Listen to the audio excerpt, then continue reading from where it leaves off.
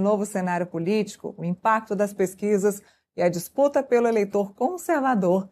Vamos conversar agora com ele, Renan Santos. Renan, obrigada pela gentileza de falar conosco aqui no Contexto nessa quarta-feira. Muito obrigado, agradeço a todos. Estou aqui para contribuir e vamos que vamos.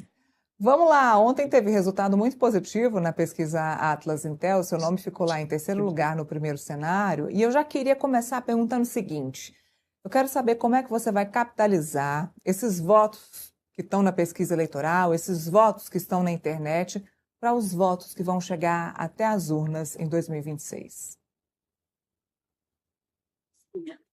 Como vou capitalizar? Eu vou buscar outros votos, né? Tem que buscar mais, ainda não é o suficiente para ganhar e eu preciso de mais, né? Para ir para o segundo turno, eu preciso capturar pelo menos mais 20% do eleitorado. Então, tem que continuar trabalhando, viajando, rodando o Brasil. Trabalho, falar a verdade, estudar bastante e convencer as pessoas do certo. Quando você fala convencer as pessoas do certo, eu vou bater numa tecla que a gente bate aqui no programa sempre. Nenhum candidato até agora tem falado sobre proposta e talvez nem seja o momento ainda, até porque a gente está falando de pré-candidatura. Mas existe alguma coisa que vale a pena falar neste momento para convencer as pessoas que estão indecisas a prestar atenção em você e ir atrás, pelo menos, do Renan Santos nas redes sociais? Poxa, tá faltando acompanhar minhas redes. Eu faço quase todos os dias vídeos com propostas, faço lives todos os dias com propostas. Ontem fiz o maior podcast de um pré-candidato nesses últimos dias com o Serjão Sacani, falando de propostas para terras raras e tal.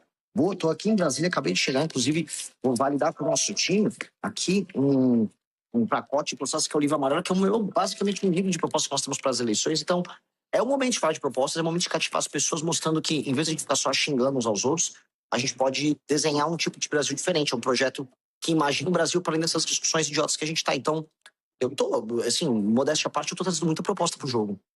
Não, eu acompanho a sua rede social, eu quero é que as outras pessoas acompanhem, é por isso que eu estou perguntando qual é a forma de angariar essas pessoas para essa rede social. Mas antes de continuar a nossa conversa, eu vou já chamar o Felipe, que é meu parceiro aqui no Contexto, para já agregar a nossa conversa aqui.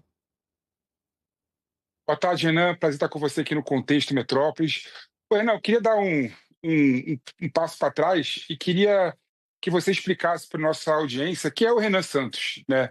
É de direita ou esquerda? É bom lembrar que, dicotomicamente, né, direita é aquela pessoa que acredita no mercado e menos no Estado. Esquerda, mais no Estado e menos no mercado. O livro amarelo do MBL, por exemplo, do Missão, ele tem um teor intervencionista, ou seja, ele acredita no Estado. Ou seja, o teor é mais esquerdista, mais desenvolvimentista do que de direita, né? O outro conceito que tem é mais liberdade, a direita e a esquerda, prevalência da igualdade. Quando você pega, por exemplo, a proposta do MBL, com aquela lei anti-Oruan, é uma proposta que, do aspecto liberal, é de esquerda, porque é o autoritarismo do Estado querendo intervir e falar o que o povo tem que ouvir e tem que ver. Então, eu queria que você explicasse, Renan Santos, é de direita ou esquerda? É conservador ou progressista? Olha, uma dicotomia boa entre direita e esquerda, que eu acho que é uma coisa bem interessante, a gente pode puxar até para além dessas discussões, por exemplo, da época da Revolução Francesa, é falar uma dicotomia entre ordem e caos. Entre hierarquia e igualdade, vamos colocar aí, entre torre e praça. Tem até um ótimo livro do Noel Ferguson com isso. E a direita sendo mais hierárquica e buscando trazer ordem. Eu gosto disso, porque ao falar nesses termos, eu vou trazer propostas que estão presentes em países como Estados Unidos, Japão, e mais países como China e Vietnã. As soluções que nós trazemos para diversos temas são soluções que são funcionais e que não querem se apegar ao rótulo. O problema no Brasil, a gente ficou tanto preso em rótulos, por vezes infantis, que as pessoas elas optam por simplificar o que elas querem dizer e acabam não entrando nas resoluções dos problemas. E acaba acontecendo isso, e a gente está meio que, vamos dizer, na beira do precipício do ponto de vista institucional como país, porque a gente não consegue debater nada, não consegue propor nada, e quando propõe, né, já, não, você é disso, você é daquilo. Mas, assim, em termos gerais, eu posso ser colocado como de direita.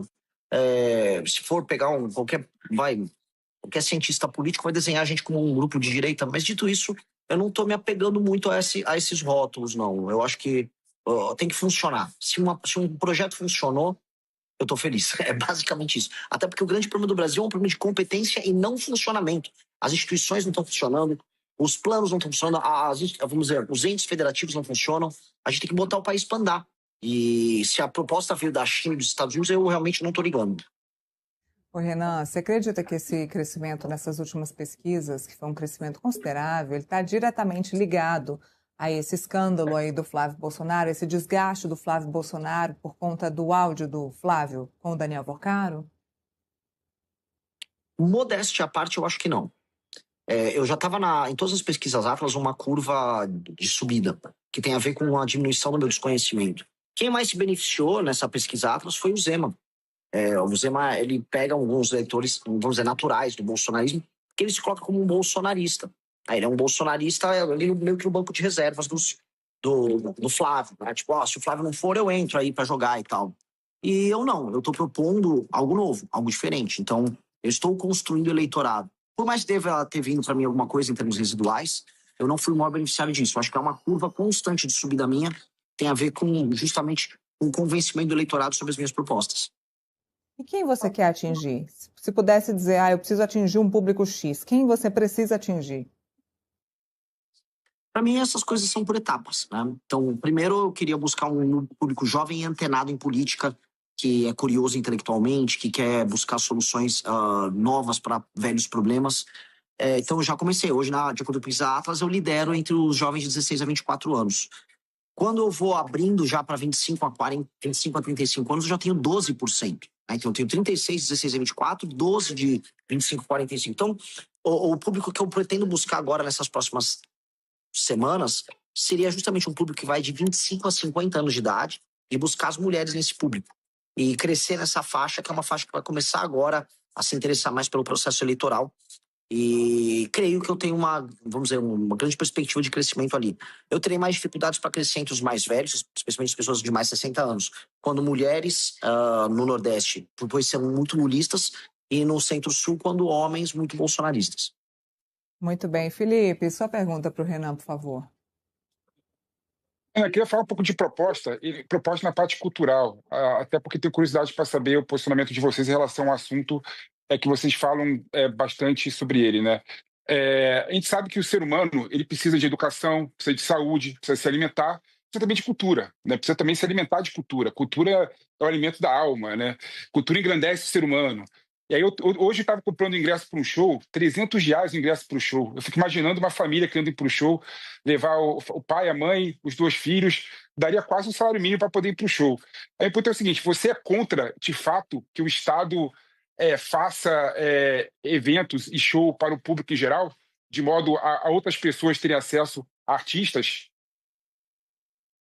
Depende. Se você está falando de usar dinheiro público para promover shows de cultura pop de massa que não agreguem absolutamente nada do ponto de vista do espírito, da alma da pessoa, e ela tem um objetivo meramente eleitoral, de compra de votos, como acontece na maior parte dos municípios do Brasil, eu sou peremptoriamente contra, Felipe. Isso não tem nada a ver com cultura. Isso é apenas a apropriação eleitoral se utilizando, vamos dizer, de artistas famosos.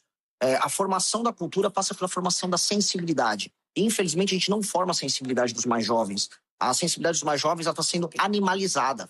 Os jovens não entendem como você pode se elevar através da literatura, através da música, através de filmes. A elevação espiritual, né, a elevação da alma humana não acontece desde o início. E a criança, ao não exercitar isso nos seus primeiros anos, seja, vamos dizer, como um bebê na pré-escola, depois sendo como uma criança na primeira infância, não aprender a tocar um instrumento, não ter boas referências, ela nunca vai poder aprender, do ponto de vista cultural, o que seriam referências que levem ela. Então, hoje, qualquer política cultural que não passe por alfabetizar e melhorar a sensibilidade das pessoas, especialmente as crianças, desde o início, ela é apenas enxugar gelo ou privilegiar grupos de pressão, como nós temos hoje. Além de tudo, qualquer projeto cultural de nação, ele tem que passar por uma seguinte pergunta: qual é a nação que nós queremos promover pelo restante do mundo? E qual é a história e os propósitos históricos que vão se vincular ao espírito daquele povo? Essas discussões precisam ser feitas pelo próximo ministro da Cultura. Eu acredito em políticas públicas ligadas à cultura, sim. Eu acredito na capacidade de elevação que nós temos que ter. E eu entendo também do papel deletério que a cultura pop de massa tem quando conduzida, vamos dizer, por esse espírito tanto mercantilista que nós temos, quanto de espírito de qualquer, vamos dizer, obrigação com a elevação humana. Então, você tinha falado assim, Renan, você é contra o funk do Oruan tecendo o azul com o vermelho? Sim, eu pretendo proibir isso. Eu acho que quem está tecendo lousa ao crime organizado numa nação não deve nem se apropriar de dinheiro público para fazer show, como era o lance da lei anti-Oruan, quanto hoje, no momento em que eu vou colocar, quando ganhar a eleição para presidente da República, colocar o Estado brasileiro em guerra contra as facções, eles não vão ficar aqui promovendo os inimigos do Brasil que estão matando diariamente pessoas. Então, esse aqui é um elemento provocativo que eu coloquei no final, mas existe um elemento construtivo que significa melhorar a sensibilidade, na verdade, aflorar a sensibilidade estética das crianças nas escolas, que o nosso Ministério da Educação e o Ministério da Cultura de um país sério vai precisar fazer mesmo. Temos que voltar a falar e ter aula de música nas escolas, tá? Ter uma alfabetização plena das crianças para que elas possam ler. Ler é a mais importante, talvez, de todas as referências que a gente possa ter, porque ao ler, a pessoa imagina na cabeça dela aquelas cenas quando ela está lendo um romance, e ela ajuda essa pessoa a criar um imaginário. Hoje ninguém lê, hoje ninguém cria imaginário, hoje as referências estão em vídeos muito curtos, então a gente precisa construir uma sociedade melhor através justamente da criação de uma sensibilidade desde a primeira infância. Renan, uma última pergunta. O senador Flávio Bolsonaro falou, e vários veículos de imprensa divulgaram isso, que nos primeiros debates, ou que em debates, em discussões políticas, ele não iria se houvesse a sua participação. Como é que você enxerga isso? Eu acho engraçado, né? Não, o que eu vou falar desse cara, assim? Antes eu iria tripudiar, mas eu tô até com dó. De verdade. O Flávio não tem a menor ideia do que ele tá fazendo, então ele fica dando essas declarações horríveis que se constrange as pessoas ao redor dele. Ele veio agora a público ontem falar que ele foi até a casa do Vorcaro naquele encontro para dizer, Vorcaro, seu dinheiro era sujo, tá? Não fala mais comigo. Achando que alguém acredita. Eu fico assim, eu não tenho tanta dó porque, né, tá milionário, né? O mais trouxa aí da família Bolsonaro deve ter dezenas de milhões de reais, mas não dá. Ele tem graves problemas cognitivos, ele é uma pessoa muito, assim, muito rudimentar. Vamos colocar assim, um sujeito muito rudimentar. Então não tem muito que eu possa nem tripudiar nele. É um misto de dó com vontade de botar a Polícia Federal no cangote dele, só isso. Bom, eu aproveito para chamar o intervalo comercial. Para quem está nos assistindo nos LG Channel, na verdade, eu encerro para quem está assistindo nos canais da LG Channels e no Fast TV, mas a gente continua a nossa programação normal para quem nos assiste aqui no YouTube. Eu passo a bola para a última pergunta aqui para o Felipe, para a gente encerrar a nossa entrevista com o Renan Santos. Renan, o pessoal duvidava que o Partido Missão foi sair do papel. O Partido Missão saiu do papel, efetivamente. Qual que é o seu planejamento, tirando a parte, eu quero ser da parte presidencial, né, a parte nacional, e falar com você da parte regional, né? Vocês vão colocar candidatos a governadores de todos os estados da federação, candidatos a deputados federais e senadores de todos os estados da federação. Qual que é a estratégia do Missão para essas eleições? Nós temos que disputar para ganhar no maior número de locais possíveis. E os resultados das pesquisas para o governo, dos nossos principais líderes, mostram isso. Em praticamente todos os lugares, a gente está sempre entre os 4 primeiros colocados nas pesquisas para governador. E isso assombra muita gente, porque é um partido que tem 6 meses de idade, vamos colocar assim. E ainda assim ele já se colocou competitivo. O que isso prova? Isso prova que existe um percentual do eleitorado brasileiro que já entendeu a nossa mensagem e ele não troca essa mensagem por de nenhum outro. Portanto, havendo eleitores com essa perspectiva espalhados por todo o país, haverá um candidato da missão, seja para o governo, seja para deputados, para atender essa demanda. E nós estamos bem organizados, trabalhando muito para fazer isso acontecer da melhor maneira possível. A gente, graças a Deus, vai ter chapas montadas em todos os estados da federação. Em boa parte dos estados teremos candidatos ao governo. Vem sendo um trabalho muito grande, porque nós não dispomos do dinheiro dos nossos concorrentes, mas trabalho e tecnologia e inteligência superam a falta de dinheiro muitas vezes. E nós conseguimos isso quando montamos o partido, mesmo quando todos duvidavam. E vamos conseguir isso agora nas eleições também. Eu estou bem otimista. Qual é o próximo passo? Eu estou falando que vou encerrar e não consigo continuar. E só fico continuando, mas assim, qual será o próximo passo do Renan Santos, então, nessa pré-campanha? Continuar lutando para ficar mais conhecido. Conforme as pessoas conhecem as nossas ideias, elas se apaixonam, porque é uma ideia. Eu tenho uma perspectiva otimista, não vingativa. Eu não estou aqui para querer guerra com ninguém, tirando o crime organizado. Eu quero aqui avisar para as pessoas que nós precisamos tornar o Brasil um dos 5 maiores países do mundo nos próximos 30 anos. É isso ou o Brasil está alinhado, o Brasil tem muito recurso natural e o mundo está olhando para isso. E não está olhando isso de maneira generosa, está olhando isso com cobiça. Então, construir esse país é possível, construir uma nação que vai ser respeitada pelo mundo é possível. E todos os nossos problemas que a gente fica discutindo no dia a dia, do Flávio Bolsonaro convocado, é de Xandão, é do Lula falando besteira, se tornam todos pequenininhos diante das possibilidades grandiosas que a gente tem pela frente. E ao apresentar isso para as pessoas, eu cativo elas, então eu tenho que apresentar, tenho que correr, tenho que visitar o Brasil e vou fazer isso como eu puder. Se houver um segundo turno e Renan Santos não tiver passado, Renan vai apoiar alguém no segundo turno? Eu vou passar, cara. Eu vou passar. Não existe outra possibilidade. Eu nunca trabalho na vida para perder. Sempre trabalhei para ganhar. Então não vou trabalhar com nenhuma hipótese que não seja a do Renan lá e as pessoas podem digitar o 14. Muito bem. Renan Santos, muito obrigada pela participação aqui no Contexto Metrópolis. Continuamos te acompanhando. Eu continuo te acompanhando no Instagram, Renan. Maravilhoso, maravilhoso. Obrigado. Valeu, tamo junto. Um abraço pro Felipe também, adoro ele. Até mais, pessoal. Até mais, tchau, tchau. Felipe, vou me despedir de você também. Obrigada pelo nosso bate-papo de hoje, nossa conversa. Acabamos.